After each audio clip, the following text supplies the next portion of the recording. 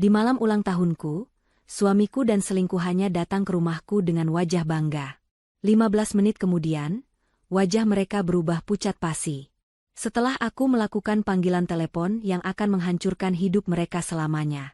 Karena, sebelum ceritanya dimulai, silahkan tulis di kolom komentar dari daerah mana saja teman-teman yang menonton cerita ini. Jangan lupa like dan subscribe agar channel ini bisa semakin berkembang dan bisa mempersembahkan cerita yang lebih menarik lagi. Jam di dinding berdentang 12 kali, menandakan pergantian hari. Tepat. Sekarang adalah hari ulang tahun Laura. Di usianya yang ke-30, ia duduk sendirian di meja makan yang besar. Rumah ini terasa terlalu besar, terlalu dingin, dan terlalu sepi untuk satu orang. Di hadapannya, ada satu piring kue tar coklat kecil. Kue itu ia beli sendiri tadi sore, dalam perjalanan pulang dari kantor. Sebuah hadiah kecil untuk dirinya sendiri, karena ia tahu tidak akan ada orang lain yang ingat, atau lebih tepatnya, yang peduli. Lilin angka 3 dan 0 berdiri tegak di atasnya, tapi tidak menyala. Laura tidak berniat meniupnya. Keheningan di rumah itu begitu pekat, hanya dipecah oleh deru pendingin ruangan dan detak jarum jam. Laura menatap pintu depan, berharap keajaiban terjadi. Berharap Indra, suaminya, akan masuk membawa kejutan seperti yang sering dilakukannya dulu. Dulu. Kata itu terasa begitu jauh. Laura ingat ulang tahunnya yang ke-25. Indra membangunkannya tengah malam, menutup matanya, dan membawanya ke bandara. Mereka terbang ke Lombok hanya untuk 2 hari, menghabiskan waktu di pantai, tertawa tanpa henti. Indra yang dulu begitu hangat, begitu penuh cinta, dan begitu memujanya. Pria itu sudah lama menghilang. Digantikan oleh sosok asing yang berbagi ranjang dengannya namun terasa berjarak ribuan mil. Digantikan oleh pria yang selalu pulang larut, yang ponselnya selalu terkunci, yang aroma tubuhnya seringkali membawa jejak parfum wanita lain. Parfum mahal yang bukan aroma milik Laura. Laura bangkit dari kursinya. Ia tidak menyentuh kue itu. Ia berjalan ke dapur, menuang segelas air putih, dan meminumnya perlahan. Ia harus menjaga kepalanya tetap dingin. Hari ini adalah puncaknya. Hari ini adalah hari di mana ia akan mengakhiri semua sandiwara ini. Pukul 8 malam, pintu depan akhirnya terbuka. Indra masuk. Ia terlihat rapi, terlalu rapi untuk seseorang yang katanya bekerja keras sepanjang hari. Kemeja birunya masih licin, rambutnya tertata sempurna. Ia tampak terkejut melihat Laura masih terjaga, duduk di ruang tamu. "Loh, kamu belum tidur, Ra?" tanya Indra, sambil melonggarkan dasinya. Matanya bergerak cepat, menghindari tatapan langsung dari Laura. "Aku menunggumu," jawab Laura pelan. Suaranya datar. "Selamat ulang tahun," katanya lagi, tapi ditujukan untuk dirinya sendiri. Indra membeku sejenak. Keterkejutan melintas di wajahnya, segera digantikan oleh rasa bersalah yang palsu. "Astaga, sayang, maafkan aku lupa. Selamat ulang tahun, ya?" Ia mendekat, mencoba memeluk Laura. Laura tidak bergerak, membiarkan pelukan itu terasa canggung dan dingin. Ia bisa menciumnya. Aroma itu lagi, aroma Atika. Manis, kuat, dan memuakan. Aku harus kembali ke kantor. Ada meeting darurat," kata Indra buru-buru, melepaskan pelukannya. "Atika, bosku, dia minta semua laporan keuangan direvisi malam ini juga. Proyek besar." Laura menatap suaminya. Pria yang telah dinikahinya selama 7 tahun. Pria yang telah berjanji di hadapan Tuhan untuk setia. Pria yang kini berdiri di hadapannya, berbohong tanpa berkedip. Lembur lagi? Di kantor Atika? "Iya, maaf sekali. Aku janji, kita rayakan besok, ya? Aku akan belikan kamu hadiah yang paling bagus." Indra meraih tas kerjanya, memeriksa ponselnya, lalu bergegas menuju pintu. "Hati-hati di jalan," ucap Laura. Hanya itu yang keluar dari mulutnya. Setelah suara mobil Indra menghilang di telan malam, rumah itu kembali sunyi. Tapi kali ini, Laura tidak lagi menunggu. Ia berjalan ke ruang kerjanya. Ruangan ini adalah satu-satunya tempat di rumah yang terasa seperti miliknya. Rapi, terorganisir, dan aman. Ia duduk di depan laptopnya, memasukkan kata sandi yang rumit. Layar menyala, menampilkan desktop yang bersih. Ia membuka satu folder tersembunyi. Folder yang diberi nama, Proyek Keadilan. Selama 6 bulan terakhir, Laura bukan hanya duduk diam dan menangis. Saat kecurigaannya muncul pertama kali, ia mulai mencari tahu. Ia bukan wanita bodoh yang mudah dibohongi. Ia adalah seorang auditor keuangan sebelum memutuskan berhenti untuk fokus pada rumah tangganya atas permintaan Indra. Kesalahan terbesar Indra dan Atika adalah meremehkannya. Mereka pikir wanita berhijab yang pendiam ini hanya tahu urusan dapur dan mengaji. Folder itu berisi bukti-bukti yang ia kumpulkan dengan susah payah. Ada subfolder bernama Visual. Isinya adalah rekaman CCTV dari berbagai tempat. Restoran mewah tempat Indra dan Atika makan malam romantis. Lobi hotel tempat mereka check-in menggunakan kartu kredit perusahaan. Bahkan rekaman dari kamera tersembunyi yang ia pasang di ruang kerja Indra di rumah ini, yang merekam percakapan telepon mesra mereka. Ada subfolder bernama Audio. Berisi rekaman suara Indra yang sedang merayu Atika, dan rekaman Atika yang sedang menekan Indra untuk segera menceraikan Laura. Dan yang paling penting, subfolder bernama Finansial. Disinilah keahlian Laura bersinar. Ia menemukan jejaknya. Indra, atas perintah Atika, telah menggelapkan dana perusahaan. Bukan perusahaan biasa, tapi perusahaan milik keluarga Atika sendiri. Atika menggunakan Indra sebagai pion, sebagai kambing hitam, untuk mencuri dari ayahnya sendiri yang sedang sakit keras. Mereka mentransfer uang sedikit demi sedikit ke rekening cangkang di luar negeri. Rekening atas nama Atika. Laura memandangi semua bukti itu. Ia sudah punya cukup bukti untuk menjebloskan mereka berdua ke penjara selama puluhan tahun. Tapi ada satu hal yang kurang. Ia butuh pengakuan verbal yang jelas dari Atika, di saat Atika merasa di atas angin. Sesuatu yang mengikat semua bukti ini menjadi satu. Laura melirik jam di laptopnya. Pukul 11 malam. Ia membuka aplikasi pelacak yang diam-diam ia pasang di ponsel Indra. Titik biru yang menunjukkan lokasi Indra tidak berada di gedung kantor. Titik itu berada di sebuah unit apartemen mewah di pusat kota. Apartemen milik Atika. Kalian pikir aku bodoh? Gumam Laura pada layar yang menyala. Malam ini, kalian akan memberiku hadiah ulang tahun terbaik. Kalian akan memberiku pengakuan kalian. Laura mematikan layar laptopnya, tapi tidak mematikannya. Ia hanya perlu menunggu. Ia tahu karakter Atika. Sombong, arogan, dan suka pamer. Dan ia tahu karakter Indra. Lemah, penakut, dan mudah dikendalikan. Kombinasi yang sempurna untuk sebuah kehancuran. Ia akan menunggu panggilan itu. Panggilan yang akan mengakhiri segalanya. Waktu merayap lambat. Jam 12 lewat. Jam setengah 1. Laura duduk diam di ruang kerjanya, ditemani kesunyian yang mencekam. Ia tidak menyalakan lampu, membiarkan cahaya dari monitor laptop menjadi satu-satunya penerang. Di luar, hujan mulai turun. Awalnya rintik, lalu berubah menjadi deras, seolah alam pun tahu badai apa yang akan segera datang. Laura tidak merasa lelah. Adrenalin menjaga matanya tetap terbuka dan pikirannya tetap tajam. Ia telah mempersiapkan momen ini selama berbulan-bulan. Setiap kebohongan Indra, setiap sindiran Atika yang ia dengar dari cerita teman-temannya, setiap senyum palsu yang ia terima, semua ia simpan. Ia menelannya, mengubahnya dari rasa sakit menjadi bahan bakar. Bahan bakar untuk malam ini. Tepat pukul 1 malam, ponselnya yang tergeletak di meja bergetar, lalu berdering. Cahaya layarnya menerangi wajah Laura yang tenang. Di layar tertulis nama, Indra, suamiku. Jantung Laura berdebar sedikit lebih cepat, namun tangannya tetap stabil. Ini dia. Momennya telah tiba. Ia menarik napas dalam-dalam. Di laptopnya, aplikasi perekam panggilan sudah dalam mode siaga. Ia menggeser ikon hijau di layar ponselnya, lalu menekan tombol speaker. Ia tidak mengucapkan sepatah kata pun. Ia menunggu. Hening sejenak di seberang sana. Hanya terdengar suara napas dan sedikit musik yang sayup-sayup. Halo? Suara itu bukan suara Indra. Itu suara wanita. Suara yang sangat Laura kenali dari rekaman-rekaman yang ia kumpulkan. Suara Atika. Terdengar serak, malas, dan penuh kemenangan. Halo, Laura? Kamu masih bangun? Jalang? Laura tetap diam. Ia tahu Atika sedang memancing reaksinya. Di seberang sana, Atika tertawa. Tawa yang dibuat-buat, mengejek. Oh, aku tahu kamu di situ. Dengar, ya, suamimu sedang bersamaku. Terdengar suara Indra yang samar dan panik di latar belakang. Atika, hentikan. Apa yang kamu lakukan? Kembalikan ponselku. SSSHH, sayang. Suara Atika terdengar lagi, kini lebih jelas. Aku sedang bicara dengan istrimu.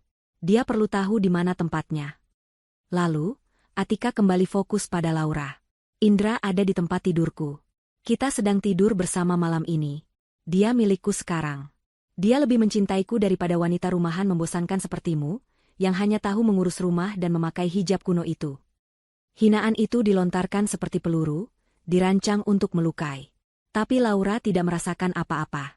Ia hanya fokus pada apa yang sedang terjadi. Dia bilang padaku dia sudah muak denganmu. Lanjut Atika, suaranya semakin sombong karena tidak ada perlawanan. Dia muak dengan hidupmu yang datar. Malam ini dia di sini, denganku. Dan tahu tidak, dia jauh lebih hebat di ranjang saat bersamaku. Terdengar lagi suara Indra. Atika, jangan, cukup. Diam, Indra. Biar dia dengar, bentak Atika. Lalu, kembali ke telepon. Jadi, Laura, jangan pernah ganggu kami lagi. Jangan telepon-telepon Indra lagi. Terima saja kekalahanmu. Ceraikan dia, dan enyahlah dari hidup kami. Dasar wanita bodoh. Keheningan total menggantung di udara. Atika menunggu. Ia menunggu Laura menangis, berteriak, atau memohon. Ia ingin mendengar suara kehancuran seorang istri. Laura akhirnya membuka mulutnya. Suaranya tenang, dingin seperti es, dan sangat jelas. Ambil saja suami tak guna itu. Hanya itu. 6 kata. Di seberang sana, Atika terdiam. Ini bukan reaksi yang ia harapkan. Laura melanjutkan, dia sudah jadi sampah. Kalau kamu mau memungut sampah sisa orang lain, silakan. Apa katamu? Suara Atika terdengar kaget dan marah. Aku bilang, Laura menekankan setiap katanya, kamu boleh ambil dia. Tapi dengar ini baik-baik, Atika. Aku mungkin wanita bodoh menurutmu. Tapi hanya wanita yang lebih bodoh lagi yang mau mengambil pria pengkhianat, dan tidak punya harga diri seperti Indra. Beraninya kamu? Aku belum selesai, potong Laura. Kamu pikir kamu menang? Kamu pikir dengan mengambil suamiku, kamu mendapatkan segalanya? Tidak, Atika. Kamulah yang bodoh. Tutup mulutmu, jalang. Jerit Atika. Klik. Laura menutup teleponnya. Ia tidak memberi Atika kesempatan untuk membalas. Ia yang memegang kendali percakapan ini dari awal hingga akhir. Laura menatap layar laptopnya. Aplikasi perekam menunjukkan file audio baru. Nama file, pengakuan Atika 0103 WIBMP3. Hadiah ulang tahun terbaik yang pernah ia terima. Jemari Laura bergerak cepat di atas keyboard. Ia melampirkan file audio itu ke dalam sebuah email. Email yang sudah ia siapkan draftnya sejak seminggu lalu. Penerima email, pengacaranya. Subjek, bukti final, eksekusi rencana. Isi email, bukti pengakuan verbal sudah didapat. Mereka akan datang ke rumah. Persiapkan tim seperti yang sudah kita bicarakan. Waktunya membersihkan sampah. Laura menekan tombol, kirim. Ia tahu apa yang akan terjadi selanjutnya. Atika, yang harga dirinya terluka parah karena disebut bodoh oleh Laura, tidak akan tinggal diam di apartemennya. Arogansinya akan membawanya ke sini. Dia akan menyeret Indra bersamanya, untuk membuktikan secara langsung siapa pemenangnya, untuk melihat wajah Laura hancur secara langsung. Laura melirik jam. Pukul 1:10 pagi. Perjalanan dari apartemen Atika ke rumah ini, memakan waktu sekitar 1,5 jam jika mengebut di jalanan yang sepi. Mereka akan tiba sekitar jam 3 pagi. Laura bangkit dari kursinya. Ia berjalan ke kamar mandi, membersihkan wajahnya, dan mengganti pakaian rumahnya dengan setelan gamis dan hijab yang rapi dan elegan. Ia menyemprotkan sedikit parfum favoritnya. Ia bukan akan menyambut tamu. Ia akan memimpin sebuah eksekusi. 2 jam. Laura punya waktu 2 jam untuk mempersiapkan pesta, penyambutan untuk suami dan selingkuhannya. Dan 15 menit setelah mereka tiba, semua akan berakhir. Pukul 1:10 dini hari. Email telah terkirim. Tombol, kirim. Itu terasa seperti tombol detonator sebuah bom waktu. Laura menutup laptopnya, namun tidak mematikannya. Ia tahu, mulai detik ini, semua yang telah ia rencanakan selama 6 bulan terakhir tidak bisa dihentikan lagi. 2 jam. Mereka akan tiba dalam waktu sekitar 2 jam. Laura bangkit dari kursi kerjanya. Ruangan itu terasa pengap oleh ketegangan. Ia berjalan keluar dari ruang kerja, menyusuri koridor gelap menuju dapur. Hujan di luar semakin deras, memukul-mukul jendela seolah ingin masuk. Suara itu menjadi musik latar yang sempurna untuk drama yang akan segera dipentaskan. Di dapur, ia menyalakan ketel air. Bukan untuk tamu. Untuk dirinya sendiri. Ia butuh sesuatu yang hangat untuk menjaga tangannya tetap stabil. Pikirannya sudah dingin, sedingin es. Sambil menunggu air mendidih, Laura mengambil ponselnya.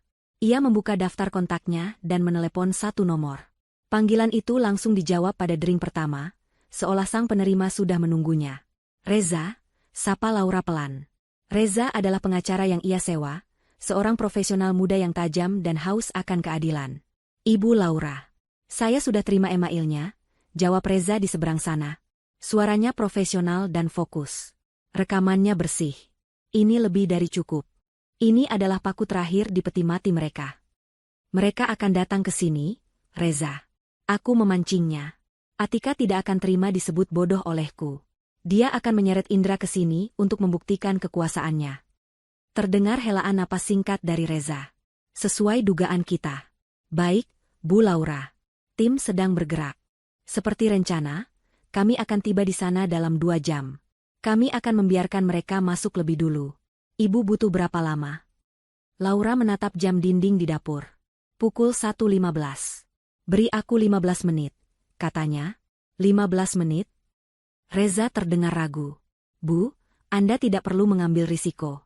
Kami bisa. Aku butuh 15 menit, potong Laura, tegas.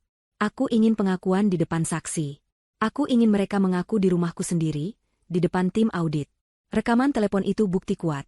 Tapi pengakuan langsung di bawah tekanan akan menghancurkan mereka sepenuhnya.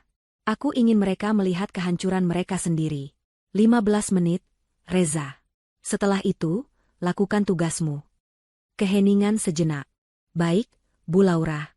15 menit. Tim akan siaga di radius 1 kilometer. Kami akan masuk tepat saat Anda memberi sinyal, atau jika kami mendengar sesuatu yang membahayakan Anda. Aku tidak akan dalam bahaya, kata Laura. Orang yang paling berbahaya di ruangan itu nanti adalah aku. Sampai jumpa. Laura menutup telepon tanpa menunggu jawaban. Ketel air berbunyi. Ia menuang air panas ke dalam cangkir, memasukkan kantong teh kamomil. Aroma yang menenangkan.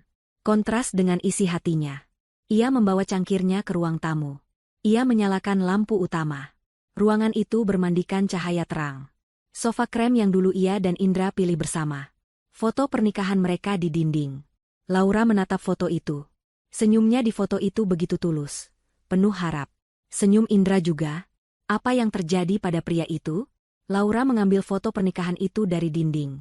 Ia membawanya ke dapur, membukanya, dan mengeluarkan fotonya. Ia melipat foto itu dan membuangnya ke tempat sampah. Bingkai kosong itu ia letakkan kembali di meja. Sisa waktu 1 jam lebih ia gunakan untuk menghubungi 1 orang lagi.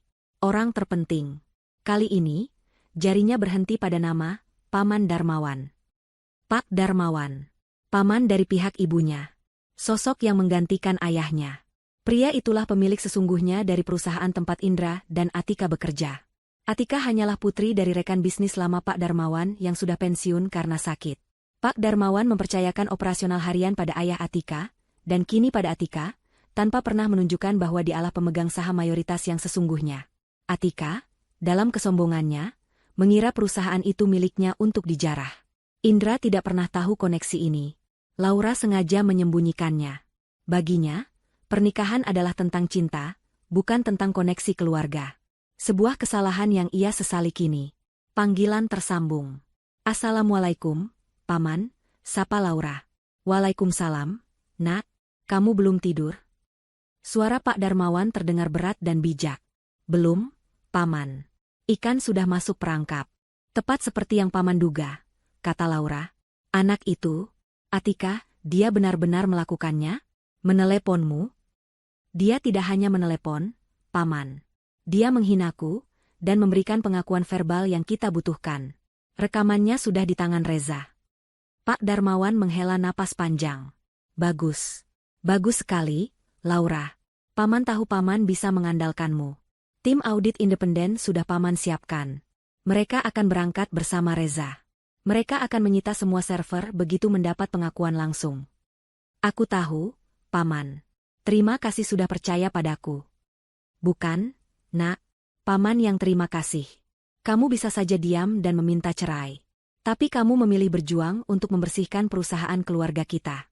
Kamu mengingatkan Paman pada ibumu. Kuat dan cerdas. Laura tersenyum tipis. Indra akan ada di sini juga. Pria lemah itu, geram Pak Darmawan. Dia akan menerima ganjaran yang setimpal. Dia berani menyakiti keponakan kesayanganku. Jangan khawatirkan dia. Fokus pada tujuanmu. Aku hanya ingin ini selesai, Paman. Akan selesai malam ini, Nak. Malam ini keadilan akan ditegakkan. Sekarang, bersiaplah. Tetap tenang. Ingat semua latihan yang Paman minta kamu lakukan. Kamu adalah pemimpinnya malam ini. Baik, Paman. Assalamualaikum. Waalaikumsalam. Panggilan berakhir. Laura meletakkan ponselnya. Ia merasa lebih kuat. Ia tidak sendirian dalam pertarungan ini. Ia kembali ke ruang tamu. Ia duduk di kursi tunggal, menghadap langsung ke pintu depan. Seperti singa betina yang menunggu di wilayah kekuasaannya. Ia menata hijabnya yang sedikit miring. Ia harus terlihat sempurna. Bukan untuk mereka, tapi untuk dirinya sendiri. Waktu terus berjalan. Pukul 2 pagi. Pukul setengah 3. Hujan mulai reda, menyisakan udara dingin yang menggigit. Pukul 2.58. Laura melihat aplikasi pelacak di ponselnya. Titik biru yang mewakili mobil Indra, atau lebih tepatnya, mobil Atika, berhenti tepat di depan gerbang rumahnya. Pukul 2.59. Terdengar suara pintu mobil dibanting. Keras. Penuh amarah. Terdengar suara langkah kaki yang tergesa-gesa di jalan setapak menuju pintu. Pukul 3. Tepat. Bel pintu berbunyi. Sekali, 2 kali, lalu berkali-kali dengan brutal, seolah seseorang meninjunya.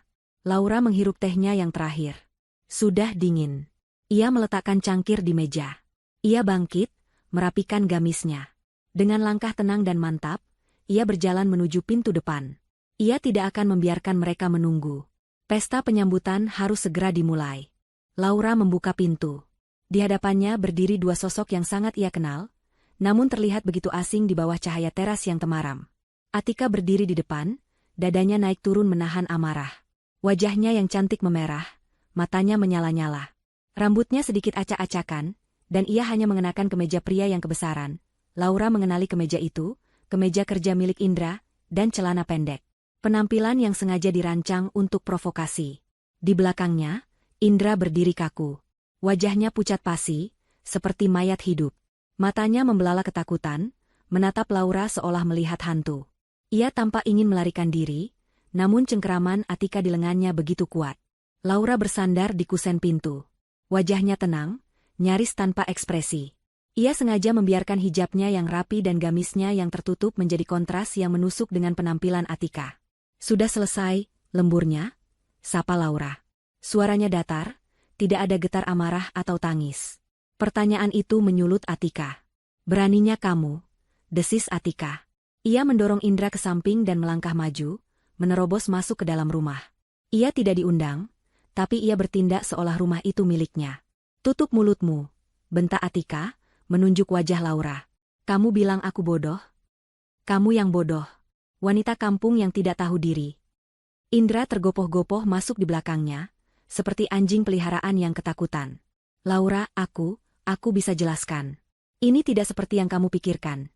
Lirih Indra, kata-kata yang sudah basi dan tidak berarti. Laura menutup pintu di belakang mereka. Klik. Suara kunci pintu yang diputar terdengar begitu nyaring di keheningan rumah.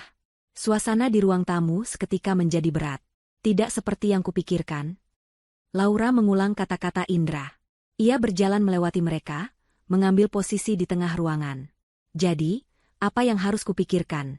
Indra, kamu berpamitan lembur di kantor Atika, tapi jam 1 pagi Atika yang meneleponku dari ponselmu. Mengatakan kalian tidur bersama. Dan sekarang kalian datang ke rumahku jam 3 pagi dengan penampilan seperti ini. Coba bantu aku berpikir. Apa penjelasan logisnya? Indra tidak bisa menjawab. Mulutnya membuka dan menutup, tapi tidak ada suara yang keluar. Atika tertawa. Tawa yang keras dan sumbang. Hentikan, Indra. Jangan buang waktu menjelaskan pada wanita ini. Ia menjatuhkan dirinya ke sofa utama.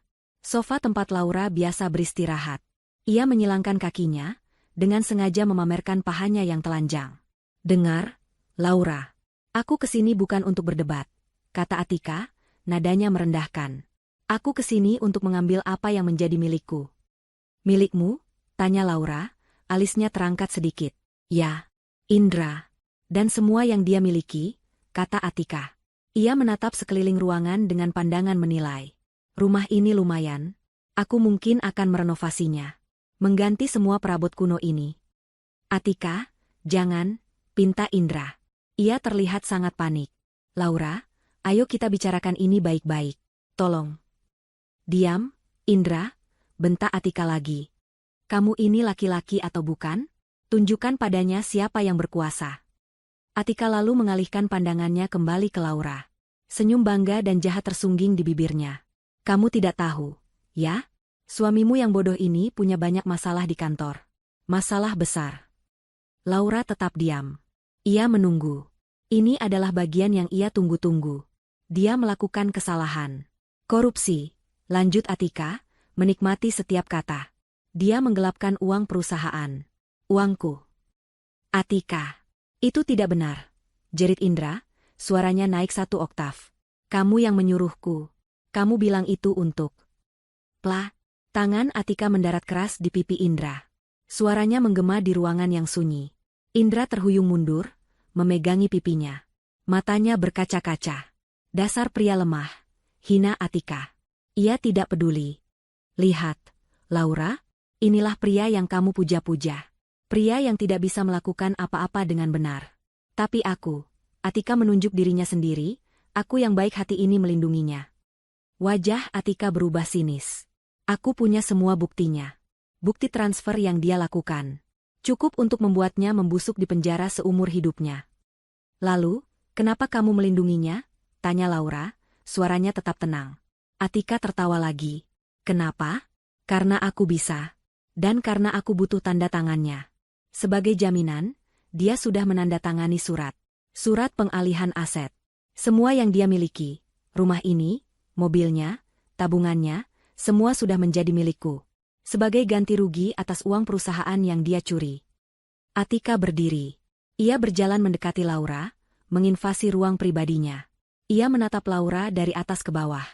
Jadi, kamu lihat? Kamu bukan hanya kehilangan suami. Kamu kehilangan segalanya. Kamu akan keluar dari rumah ini tanpa membawa apa-apa selain baju di badanmu dan hijab jelekmu itu. Indra terduduk lemas di lantai. Ia menangis tertahan. Tidak, Laura, aku terpaksa. Atika tersenyum puas. Inilah kemenangan yang ia inginkan. Ia ingin melihat Laura hancur. Jadi, siapa yang bodoh sekarang? Bisik Atika, tepat di depan wajah Laura. Laura tidak mundur. Ia menatap lurus ke mata Atika. Api di mata Atika bertemu dengan es di mata Laura. Laura melirik jam di dinding. Pukul 3.14 pagi. Hampir 15 menit. Kamu? Jawab Laura pelan. Apa? Kamu yang bodoh, Atika. Masih berani melawan? Atika mengangkat tangannya, bersiap menampar Laura seperti ia menampar Indra. Tangan Laura bergerak lebih cepat. Ia tidak menampar. Ia menangkap pergelangan tangan Atika di udara. Cengkeramannya kuat, sekuat baja, hasil dari latihan bela diri yang ia ikuti diam-diam. Mata Atika membelalak kaget. Ia tidak menduga perlawanan fisik. Aku punya beberapa pertanyaan untukmu, Atika, kata Laura, suaranya dingin dan menusuk. Pertama, kamu bilang Indra korupsi. Uang perusahaanmu. Tapi, bukankah rekening tujuan transfer itu adalah rekeningmu di Swiss? Wajah Atika berubah pucat. Senyum bangganya lenyap seketika. Kak, kamu bicara apa? Kedua, kamu bilang Indra menandatangani surat pengalihan aset. Lanjut Laura, tidak melepaskan cengkeramannya. Tapi bukankah rumah ini, mobil, dan semua aset utama, 100% atas namaku? Hadiah pernikahan dari keluargaku. Indra tidak punya apa-apa untuk dialihkan kepadamu. Cengkeraman Laura semakin kuat. Atika mulai meringis kesakitan. Lepaskan aku. Indra, bantu aku. Indra hanya meringkuk di lantai, terlalu takut untuk bergerak. Dan ketiga, kata Laura, kamu pikir kamu datang ke sini untuk menghancurkanku. Padahal, akulah yang membawamu ke sini. Pukul 3.15 pagi. Tepat. Bel pintu berbunyi. Bukan bunyi bel yang panik seperti yang Atika lakukan. Tapi bunyi bel yang tenang, sopan, namun berwibawa. 2 kali. Atika menoleh ke pintu, bingung. Laura melepaskan tangan Atika dengan kasar, mendorongnya hingga terhuyung mundur. "Waktumu habis, Atika," kata Laura. Ia berjalan ke pintu, membukanya lebar-lebar. Di luar, terasnya sudah penuh. Bukan polisi, tapi sesuatu yang jauh lebih menakutkan bagi Atika. Reza, pengacaranya, berdiri di depan dengan map di tangan. Di belakangnya, berdiri 4 pria berjas rapi dan berwajah serius, tim audit independen. Dan di belakang mereka, berdiri seorang pria parubaya yang tenang namun memancarkan aura kekuasaan yang luar biasa. Pria itu adalah Pak Darmawan, paman Laura. Mata Pak Darmawan menatap dingin ke dalam ruangan, melewati Laura, langsung tertuju pada Atika yang berdiri gemetar. Wajah Atika berubah dari pucat menjadi seputih kertas. Ia mengenali pria itu. Pak Darmawan, suaranya bergetar. "Sesedang apa Anda di sini?" Pak Darmawan melangkah masuk, diikuti oleh timnya. "Saya di sini untuk mengambil kembali perusahaan saya, Nona Atika. Dan untuk mendengarkan sisa pengakuan Anda." Ruang tamu itu mendadak terasa seperti ruang sidang. Udara yang tadinya tegang kini terasa dingin dan berat, seolah semua oksigen telah tersedot keluar. Atika berdiri mematung di tengah ruangan, wajahnya yang tadi merah padam karena amarah kini seputih kapur. Senyum bangga yang tersungging di bibirnya beberapa menit lalu kini luntur tanpa sisa, digantikan oleh ekspresi bingung dan ngeri. Matanya terpaku pada sosok Pak Darmawan. Indra, di sisi lain, tampak seperti cangkang kosong. Ia masih meringkuk di lantai, di antara sofa dan meja kopi. Tangisnya sudah berhenti, digantikan oleh getaran hebat yang mengguncang seluruh tubuhnya. Dia akhirnya mengerti. Dia bukan hanya dalam masalah dengan istrinya, dia dalam masalah besar yang jauh di luar bayangannya. Pak Darmawan?" Suara Atika keluar seperti bisikan, serak dan tidak percaya. "Apa yang Anda lakukan di sini? Ini jam 3 pagi. Ini rumah karyawan saya." Pak Darmawan melangkah masuk lebih jauh, diikuti oleh Reza dan tim audit. Sepatu kulit mahalnya tidak menimbulkan suara di atas karpet tebal. Ia berhenti tepat di depan Atika. Meski usianya sudah tidak muda lagi, postur tubuhnya tegak dan auranya mengintimidasi. "Karyawanmu?" Pak Darmawan bertanya, suaranya tenang namun mematikan. "Indra adalah karyawan perusahaan. Tapi kamu, Atika, kamu pikir kamu siapa? Pemilik?" Saya yang menjalankan perusahaan," balas Atika, berusaha mengumpulkan sisa-sisa harga dirinya.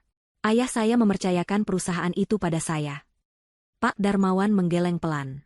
"Ayahmu, sahabat baik saya, hanya memegang 15% saham. Saya mempercayakan operasional harian kepadanya, karena dia jujur dan kompeten. Saya pikir, putrinya akan mewarisi sifat itu. Ternyata saya salah besar." Mata Atika membelalak. Apa maksud Anda?" "Maksud saya," kata Pak Darmawan, "adalah saya memegang 80% saham perusahaan. Perusahaan itu milik saya dan keluarga saya. Dan kamu," Pak Darmawan menunjuk Atika, "kamu baru saja tertangkap basah mencoba merampok perusahaan saya." "Tidak. Itu tidak benar," jerit Atika. "Itu bohong. Ini pasti jebakan. Kamu." Dia menunjuk Laura, "Kamu yang merencanakan ini." Laura, yang sejak tadi diam, akhirnya angkat bicara. "Ya, saya yang merencanakannya." Semua mata beralih pada Laura. Ia berdiri tegak, hijabnya rapi, wajahnya tenang.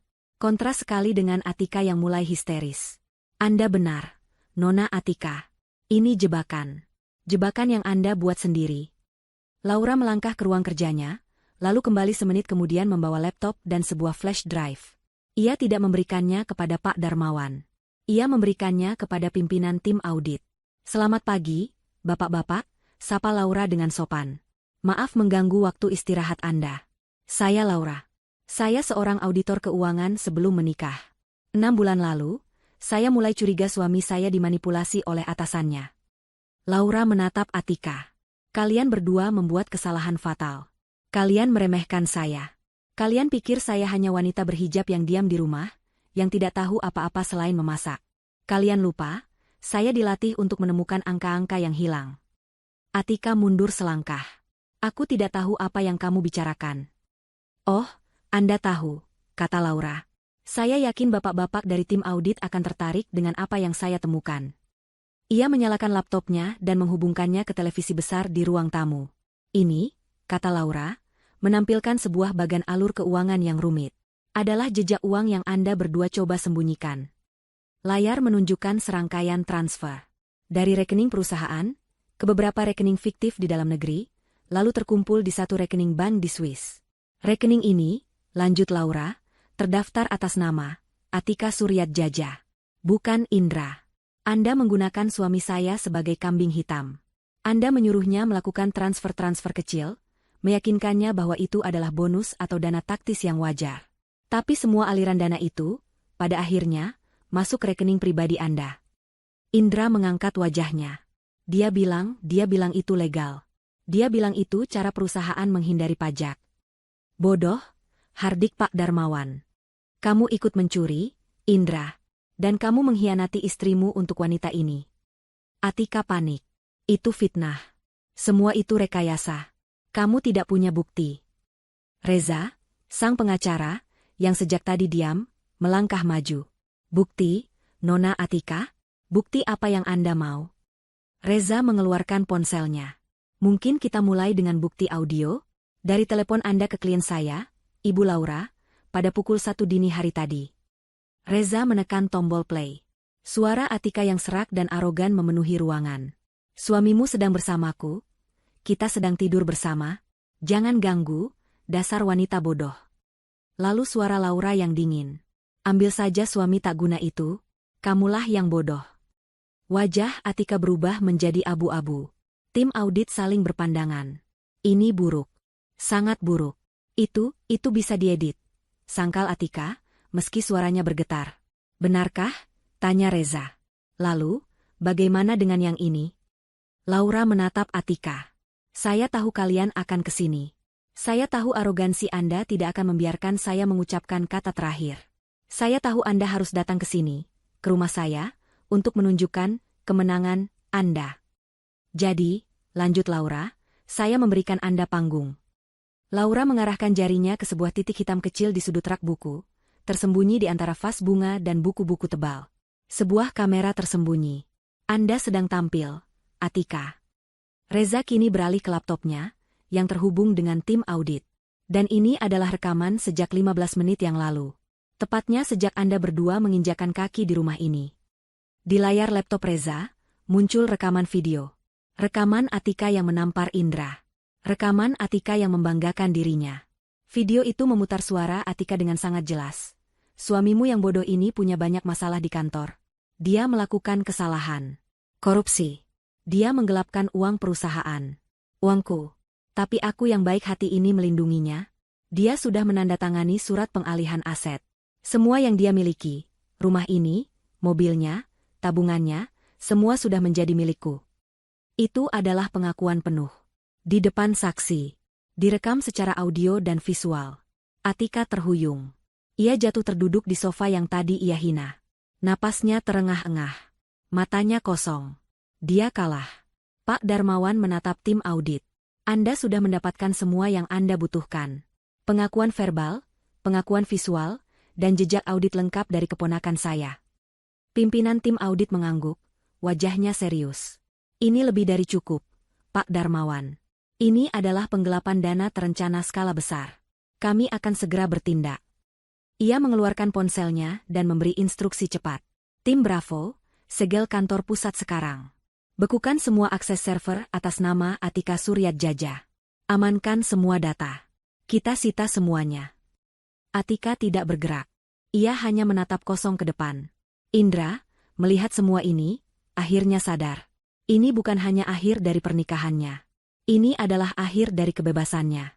Keheningan pasca pengungkapan itu terasa lebih memekakan telinga daripada teriakan Atika sebelumnya. Tim audit bekerja cepat dan senyap. Salah satu dari mereka langsung menghubungi pihak bank di Swiss melalui jalur khusus korporat untuk membekukan rekening Atika, menggunakan surat kuasa darurat dari Pak Darmawan sebagai pemilik utama.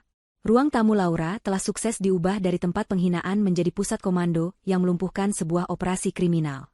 Atika masih terduduk di sofa. Wajahnya yang cantik kini terlihat kuyu dan tua. Tapi di matanya, ada sisa-sisa api. Ayahku. Desisnya. Kalian akan menghancurkan ayahku. Dia sakit. Ini akan membunuhnya. Pak Darmawan, yang sedang berbicara pelan dengan Reza, menoleh. Wajahnya yang tadi keras kini terlihat sedih.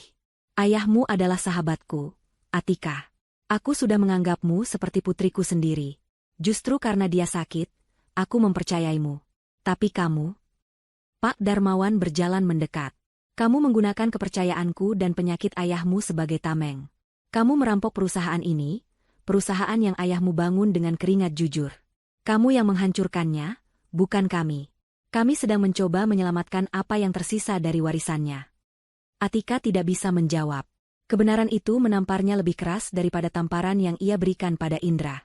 Di sisi lain ruangan, Reza sang pengacara mendekati Indra. Indra masih di lantai, gemetar hebat. Reza tidak berjongkok.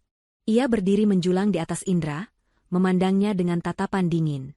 Indra, kata Reza. Atas nama klien saya, Ibu Laura. Reza membungkuk sedikit, bukan karena hormat, tapi untuk menyerahkan selembar amplop. Ini, surat gugatan cerai. Ibu Laura menuntut cerai dengan alasan perzinahan dan keterlibatan Anda dalam tindak kriminal. Indra menatap amplop itu seolah seekor ular berbisa. Cerai? Tidak.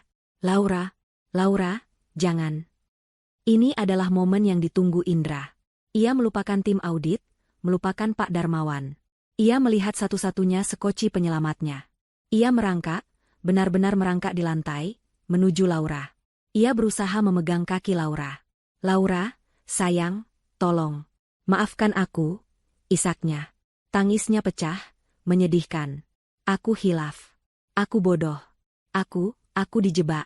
Dia, Atika yang menjebakku. Dia mengancakanku. Ra, tolong, jangan tinggalkan aku. Aku akan lakukan apa saja. Aku akan sujud di kakimu. Tolong. Laura mundur selangkah, menjaga jarak. Wajahnya tetap tenang, namun matanya memancarkan kekecewaan yang mendalam. Hijabnya yang rapi kontras dengan pemandangan Indra yang hancur berantakan di kakinya. Sujudmu bukan untukku, Indra. Sujudmu harusnya untuk Tuhan, meminta ampun atas semua dosamu, kata Laura, suaranya pelan namun tegas. Hilaf itu sekali, lanjut Laura, kamu melakukannya berbulan-bulan. Itu bukan hilaf. Itu pilihan sadar. Kamu memilih untuk tidur dengannya. Kamu memilih untuk mencuri untuknya. Kamu memilih untuk berbohong padaku, di rumah kita sendiri, tepat di hari ulang tahunku. Tapi aku. Kamu, Laura memotong, dan dia, Laura melirik Atika, membuat satu kesalahan yang sama. Kalian meremehkanku. Laura kini menatap lurus ke mata Atika. Kamu pikir karena aku diam, aku bodoh. Kamu pikir karena aku seorang istri yang mendedikasikan hidupku untuk rumah tangga, aku tidak punya otak. Kamu pikir karena aku berhijab. Mata Laura berkilat, aku adalah wanita kolot yang lemah dan pasrah. Kamu salah, Atika, kata Laura. Hijab ini adalah identitasku. Ini adalah pengingatku setiap hari untuk tetap berpegang pada prinsip, pada kejujuran, pada kehormatan. Sesuatu yang jelas tidak kamu miliki. Laura tersenyum tipis. Senyum yang tidak mencapai matanya. Kamu menyebutku, wanita bodoh. Tahukah kamu? Seluruh rencana ini, semua jebakan ini, semua bukti yang dikumpulkan tim audit ini, adalah hasil karya, wanita bodoh, ini. Aku tahu kelemahan kalian berdua. Laura melanjutkan monolognya. Indra lemah terhadap uang dan rayuan. Kamu, ia menatap Atika, lemah terhadap kesombongan. Kamu tidak bisa menahan diri untuk tidak pamer. Kamu harus menang. Kamu harus menghina. Keheningan total. Bahkan tim audit berhenti sejenak dari pekerjaan mereka untuk mendengarkan. Kamu pikir telepon jam 1 pagi tadi adalah idemu? Tanya Laura. Atika mengangkat wajahnya, bingung. Tidak. Itu adalah ideku. Ini adalah pukulan terakhir. Indra dan Atika sama-sama terkejut. Aku tahu Indra ada bersamamu, jelas Laura. Aku tahu dia pasti meninggalkan ponselnya sembarangan saat bersamamu. Yang perlu kulakukan hanyalah memancingmu. 1 jam sebelum kamu meneleponku, aku mengirim pesan ke ponsel Indra dari nomor yang tidak dikenal. Reza tersenyum. Ini adalah bagian favoritnya. Pesan itu berbunyi, kata Laura, Indra, aku tahu kamu di mana. Aku tahu apa yang kamu lakukan dengan Atika. Aku punya semua buktinya. Lebih baik kamu mengaku sekarang. Laura menatap Atika. Kamu membaca pesan itu, bukan? Kamu panik. Kamu pikir ada orang lain yang tahu. Arogansimu mengambil alih. Kamu pikir, daripada ketahuan, lebih baik kamu yang mengendalikan narasi. Kamu harus membuktikan bahwa kamulah pemenangnya. Jadi, kamu meneleponku. Kamu meneleponku untuk menghinaku, untuk membungkamku. Padahal, kamu hanya sedang mengikuti naskah yang sudah kutulis. Atika ternganga. Wajahnya menunjukkan kengerian absolut. Dia bukan hanya kalah, dia dipermainkan dari awal sampai akhir. Dia adalah boneka dalam pertunjukan balas dendam Laura. Akulah yang bodoh, bisik Atika pada dirinya sendiri. Ya, sahut Laura. Akhirnya kamu sadar. Reza membuka pintu depan. Dua pria tinggi besar berseragam keamanan perusahaan masuk. Mereka bukan polisi, tapi aura mereka sama tegasnya. Pak Darmawan, kata salah satu petugas. Tim kepolisian sudah dalam perjalanan ke kantor pusat. Server sudah kami amankan. Apa instruksi Anda untuk dua orang ini? Pak Darmawan menatap Indra dan Atika dengan tatapan lelah.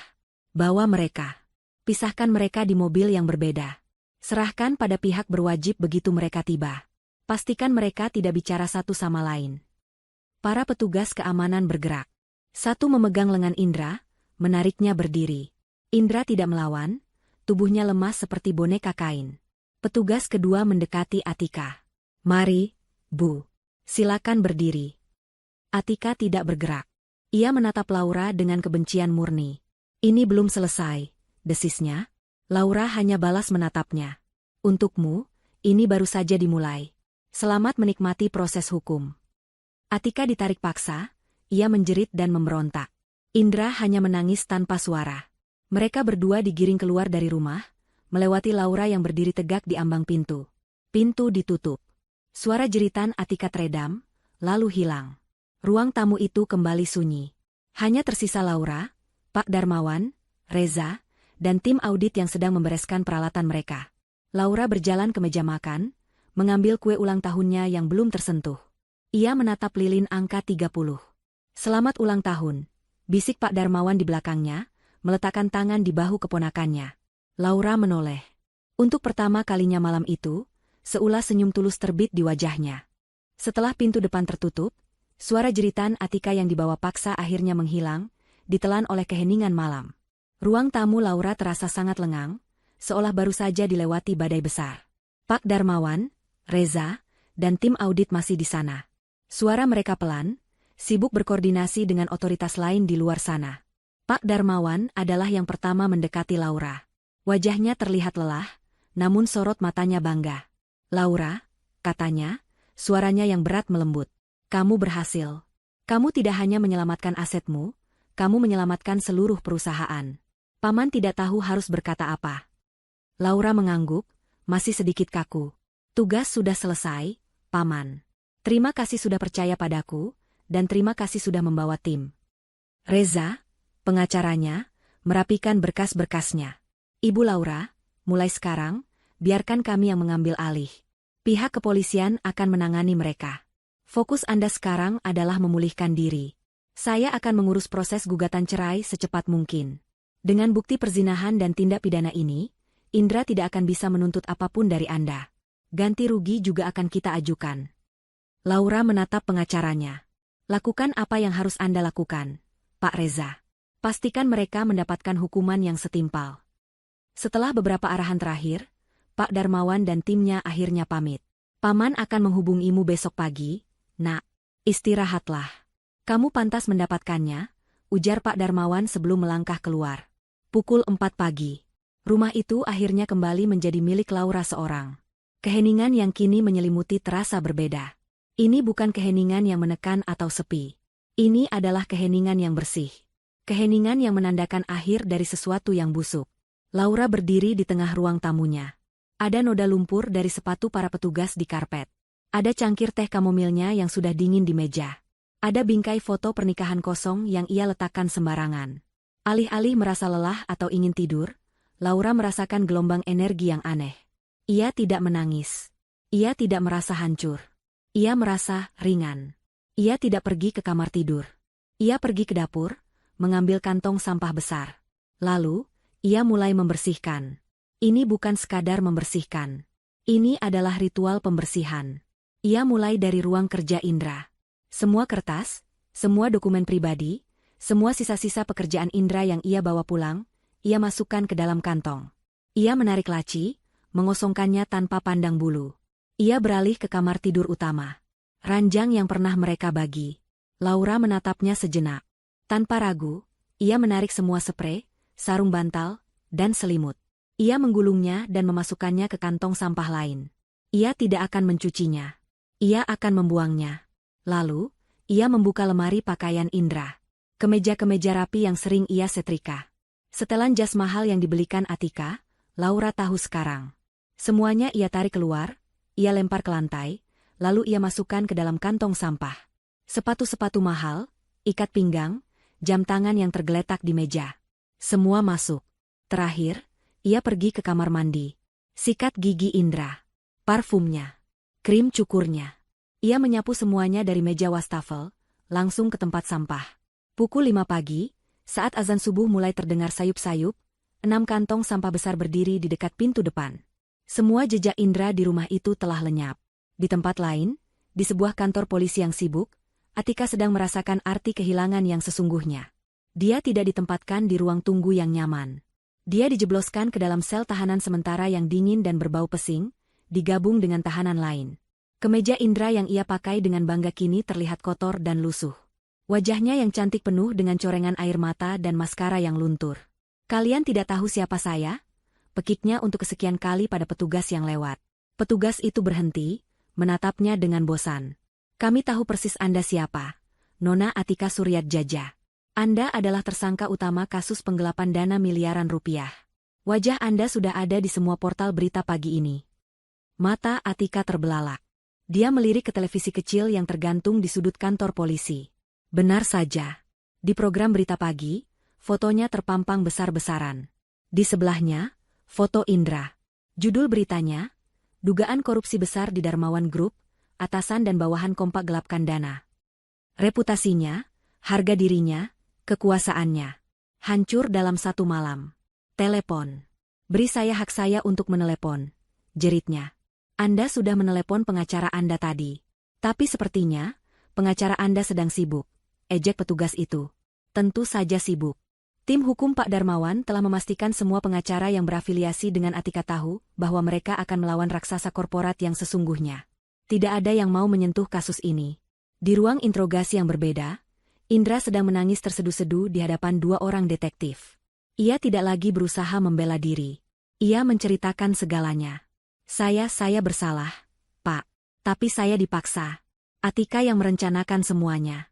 Dia menggunakan tubuhnya, dia menggunakan jabatannya. Saya hanya pion kecil. "Pion kecil yang ikut menikmati uangnya?" tanya detektif itu, melempar setumpuk foto ke meja. Foto-foto Indra dan Atika berlibur, makan malam mewah, foto mobil sport baru yang dibelikan Atika untuk Indra. Saya. Indra tidak bisa berkata-kata. "Dengar, Indra," kata detektif itu, "kami tahu Atika otaknya. Tapi Anda kaki tangannya. Anda yang melakukan transfer. Anda ikut bersalah. Tapi, jika Anda bekerja sama, jika Anda berikan kami semua yang Anda tahu, hukuman Anda mungkin bisa diringankan." Saya mau bekerja sama," seru Indra putus asa. "Saya akan berikan semuanya. Semua rekening, semua tanggal. Saya akan bersaksi melawannya. Tolong saya, Pak. Saya korban di sini." Detektif itu hanya tersenyum tipis. Pengkhianat akan selalu menjadi pengkhianat. Hingga akhir. Kembali ke rumah. Matahari mulai terbit. Laura berdiri di depan jendela yang terbuka. Udara pagi yang segar masuk, mengusir sisa-sisa bau busuk tadi malam. Rumah itu terasa kosong, namun dengan cara yang baik.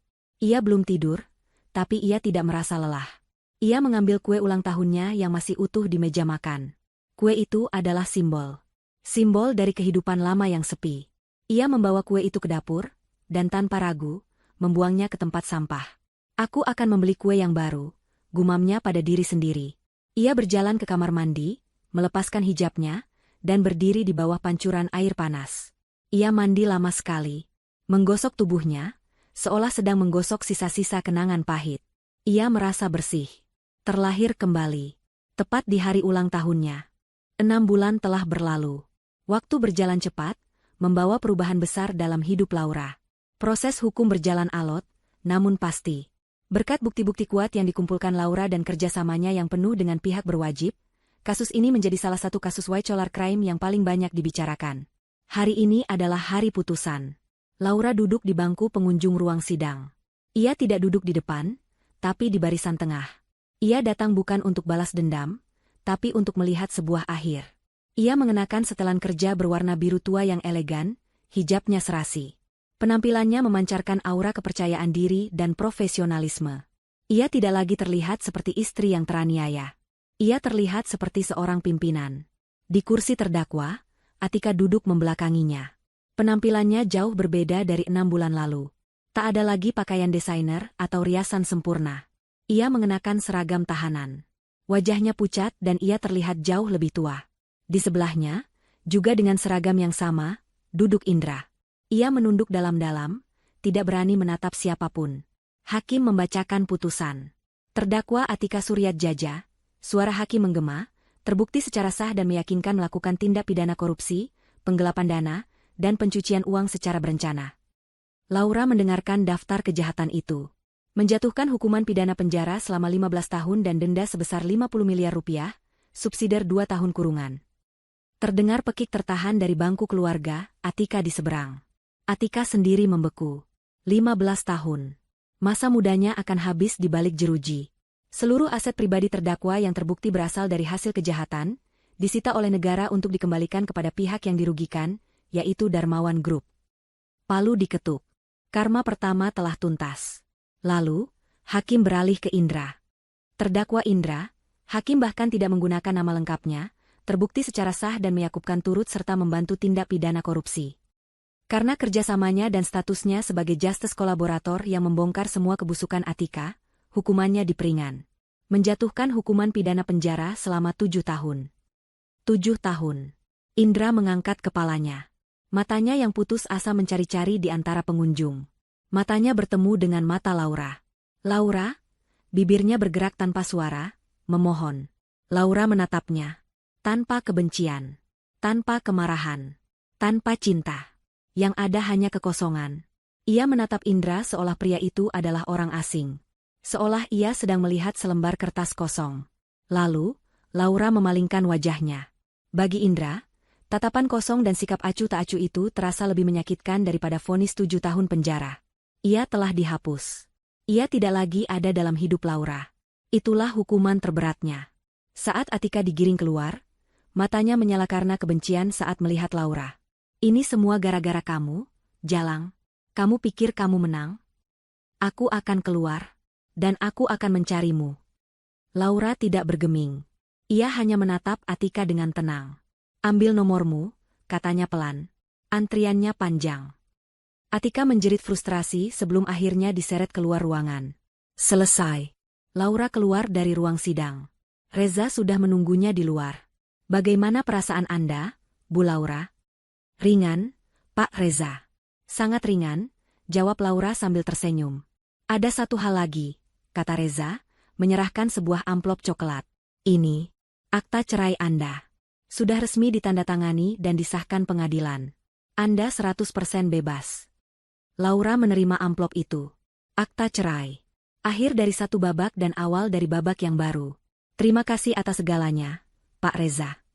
Satu pertanyaan lagi, Bu. Pak Darmawan terus bertanya. Kata Reza. Tawaran beliau masih berlaku. Kepala Divisi Audit Internal Darmawan Group. Posisi itu sudah menunggu Anda sejak 3 bulan lalu. Laura tersenyum. Katakan pada Paman, saya akan mulai hari Senin. 2 minggu kemudian, di gedung Darmawan Group yang menjulang tinggi, ada sebuah kantor di lantai 30. Kantor sudut dengan pemandangan kota yang indah. Kantor yang dulu milik Atika. Kini, kantor itu telah direnovasi total. Dindingnya dicat putih gading, perabotnya minimalis dan elegan. Di meja besar yang rapi, duduklah Laura. Ia sedang memimpin rapat melalui panggilan video dengan tim auditnya. Saya mau kalian periksa ulang semua laporan dari kuartal ketiga. Ada anomali di divisi logistik. Saya tandai di halaman 28. Tolong. Ponselnya bergetar. Sebuah pengingat di kalender. Ulang tahun. Laura tersenyum. Malam harinya, ia pulang ke rumahnya. Rumah itu tidak lagi dingin. Ia telah mengisinya dengan furnitur baru yang hangat, rak-rak buku yang penuh, dan tanaman-tanaman hijau yang rimbun. Ia tidak sendirian. Saat ia membuka pintu, seekor kucing oranye gemuk berlari menyambutnya. "Halo, Bintang," sapa Laura sambil mengelus kucing itu. Di meja makan, tidak ada kue kecil yang menyedihkan. Yang ada adalah kue red velvet besar yang ia pesan khusus. Teleponnya berdering. Kali ini, bukan panggilan jam 1 pagi. Ini panggilan jam 7 malam. "Assalamualaikum, Paman," sapa Laura. "Waalaikumsalam, Nak.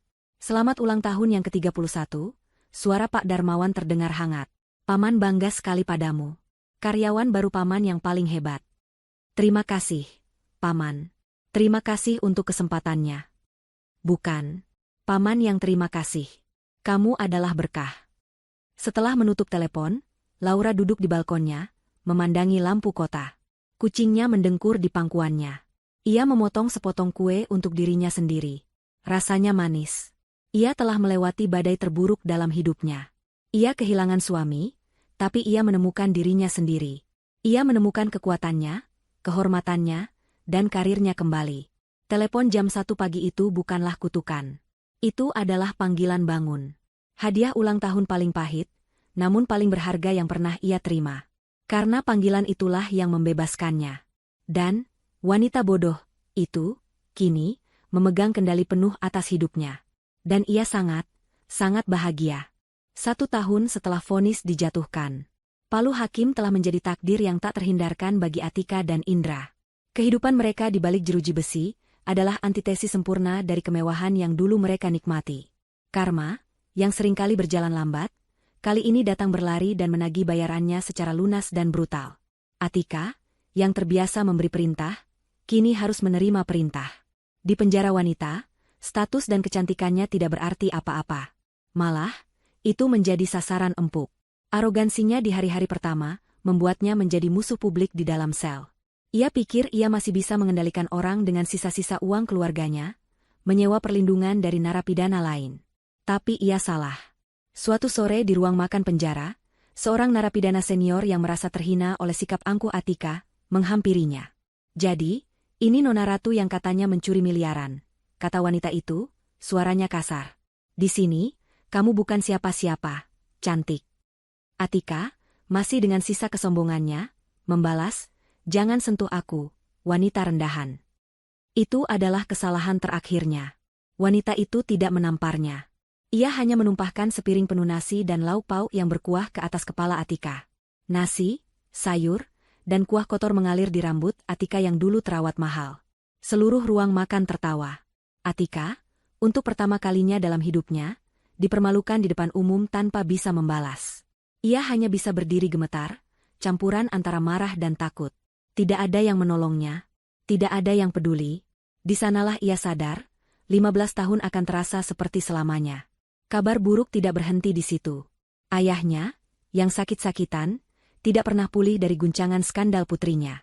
1 bulan setelah vonis, beliau meninggal dunia karena serangan jantung. Warisannya dibekukan untuk membayar denda dan ganti rugi. Atika kini benar-benar sendirian, tanpa uang, tanpa kekuasaan, dan tanpa keluarga yang bisa diandalkan. Banding yang ia ajukan ditolak mentah-mentah. Sementara itu, di penjara pria yang berbeda, Indra menjalani hukumannya dengan cara yang berbeda, namun sama menyedihkannya. Indra adalah seorang pengecut, dan penjara bukanlah tempat untuk pengecut.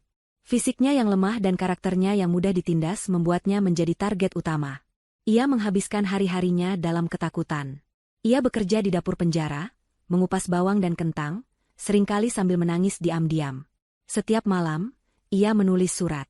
Surat untuk Laura. "Laura, cintaku. Aku minta maaf. Aku salah. Aku akan jadi lebih baik. Tolong, kunjungi aku sekali saja. Aku butuh melihatmu. Aku tidak tahan di sini.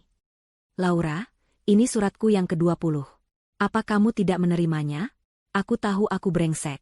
Tapi aku suamimu mantan suamimu. Tolong, aku mohon." "Laura, Atika menghancurkan hidup kita. Dia iblisnya. Aku hanya korban. Percayalah padaku." Surat-surat itu ia titipkan pada petugas, berharap akan sampai. Ia tidak tahu bahwa semua surat itu sampai ke tangan Reza, pengacara Laura. Sesuai instruksi Laura, Reza menandai setiap surat itu dengan stempel merah tebal, ditolak, kembalikan ke pengirim. Suatu hari, tumpukan suratnya yang sudah mencapai puluhan itu dikembalikan lagi ke selnya. Tumpukan kertas yang penuh dengan penyesalan palsu. Indra menatap tumpukan surat itu. Dia meraung. Bukan raungan marah, tapi raungan putus asa seorang pria yang hancur. Dia akhirnya mengerti. Laura tidak akan pernah datang. Laura tidak akan pernah memaafkannya. Dia telah dihapus dari kehidupan wanita itu. 7 tahun di penjara terasa ringan dibandingkan kesadaran bahwa ia telah kehilangan satu-satunya hal baik dalam hidupnya karena kebodohannya sendiri. Di luar tembok penjara, di sebuah gedung perkantoran mewah, sebuah plakat baru dipasang di lobi. Penghargaan auditor internal terbaik tahun ini. Di bawahnya, terukir nama Laura. Laura, yang sedang memimpin rapat, menerima notifikasi email dari Reza. Subjek, banding ditolak. Ia membacanya sekilas. Ekspresinya tidak berubah. Ia tidak merasa senang, tidak juga sedih. Ia hanya merasa selesai. Ia menutup email itu, lalu kembali fokus pada layar di depannya. Baik, bapak-bapak, mari kita lanjut ke halaman 42. Ada ketidakkefisienan anggaran di sana yang ingin saya bicarakan. Masa lalu sudah selesai, dan ia tidak punya waktu untuk menengok ke belakang. 2 tahun telah berlalu sejak malam yang menentukan itu. Hari ini adalah hari ulang tahun Laura yang ke-32. Pemandangannya sangat jauh berbeda dari ulang tahunnya yang ke-30. Pukul 5 sore. Laura menutup laptopnya di kantor barunya. Kantor di lantai 30 itu kini terasa sangat Laura. Hangat, rapi, dengan beberapa lukisan abstrak di dinding dan sebuah tanaman anggrek yang sedang mekar sempurna di mejanya. Ia kini adalah kepala divisi audit dan kepatuhan Darmawan Group, tangan kanan kepercayaan pamannya. Sudah mau pulang, Bu Laura? Tanya asistennya dari pintu. Ya, Rina. Tolong pastikan tim mendapat laporan ini sebelum jam 9 besok. Dan selamat berakhir pekan, kata Laura sambil tersenyum. Baik, Bu. Dan selamat ulang tahun, kata Rina tulus. Laura tersenyum lebih lebar. Terima kasih, Rina. Ia pulang ke rumahnya. Rumah yang dulu dingin dan sepi itu kini terasa hidup. Ia telah merenovasi total ruang tamu. Sofa krem itu sudah lama hilang. Diganti dengan sofa kulit berwarna hijau zaitun yang nyaman. Foto pernikahan sudah tidak ada, digantikan lukisan kaligrafi besar yang menenangkan. Kucingnya, Bintang, yang kini semakin gemuk, berlari menyambutnya di pintu. Halo, sayang, sapa Laura, menggaruk dagu Bintang. Ia tidak sendirian. Di dapur, terdengar suara tawa. Pak Darmawan dan istrinya, Ibu Anis, kami ganti nama ibu ini agar berbeda dari prom sebelumnya, menjadi Ibu Wati agar konsisten dengan Pak Darmawan, sedang sibuk menyiapkan makan malam. Mereka bersikeras merayakan ulang tahun, keponakan kebanggaan, mereka di rumah Laura. Loh, sudah pulang, Nak? Sapa Ibu Wati, memeluk Laura dengan hangat. Cepat mandi, ganti baju. Pamanmu sudah tidak sabar mau memotong ayam kodok ini. Assalamualaikum, Paman, Ibu. Kenapa jadi repot-repot sekali? Kata Laura, hatinya menghangat. Ini adalah keluarga. Sesuatu yang ia pikir telah hilang. Repot bagaimana? Kamu itu sekarang anak kami, gerutu Pak Darmawan, tapi matanya berbinar bangga. Malam itu, meja makan yang dulu hanya diisi kue kecil yang menyedihkan, kini penuh dengan makanan lezat dan tawa. Mereka makan, bercerita tentang pekerjaan, tentang rencana liburan, tentang hal-hal ringan yang membahagiakan. Tepat pukul 8, bel berbunyi. Reza, sang pengacara, datang membawa buket bunga besar. Selamat ulang tahun, Bu Laura. Saya tidak bisa lama-lama, tapi saya bawa ini. Di tangannya yang satu lagi, ada sebuah amplop. Dan ini, berkas terakhir. Aset final Atika di luar negeri berhasil dilikuidasi. Sesuai instruksi Anda, total 15 miliar rupiah sudah ditransfer pagi tadi ke yayasan-yayasan yang Anda tunjuk. Yayasan Perlindungan Perempuan dan Anak Korban Kekerasan. Laura menerima amplop itu. Ia tidak membukanya. Ia hanya mengangguk. Terima kasih, Pak Reza. Anda sudah bekerja keras. Setelah semua tamu pulang, Laura berdiri sendirian di balkonnya. Udara malam terasa sejuk. Ia memegang cangkir teh kamomil, sama seperti malam itu. Tapi kali ini, teh itu terasa hangat dan menenangkan. Ia teringat malam itu. Telepon jam 1 pagi. Hinaan. Rasa sakit. Tapi semua itu terasa begitu jauh. Seperti menonton film tentang kehidupan orang lain. Ia melihat ke bawah, ke kota yang gemerlap. Dia telah mengubah racun menjadi obat. Ia telah mengambil kembali hidupnya, kekuatannya, dan martabatnya. Ia tidak hanya selamat, ia menang. Ia mengangkat cangkirnya, bersulang untuk dirinya sendiri di bawah cahaya bulan. Selamat ulang tahun, Laura, bisiknya. Selamat datang di sisa hidupmu yang indah. Ponselnya bergetar. Sebuah pesan masuk. Bukan dari masa lalu. Tapi dari seorang arsitek muda yang ia temui di sebuah proyek amal bulan lalu. Selamat ulang tahun, Laura. Semoga harimu indah. Mau minum kopi besok? Laura tersenyum. Ia tidak langsung menjawab. Ia menatap bintang-bintang. Untuk pertama kalinya, ia merasa siap untuk membuka lembaran yang benar-benar baru. Hidup masih panjang. Dan, wanita bodoh, itu kini tahu persis bagaimana menjalaninya dengan bijak. Dia akhirnya bebas. Benar-benar bebas. Dan penonton yang menyimaknya, bisa menutup cerita ini dengan rasa puas yang tuntas.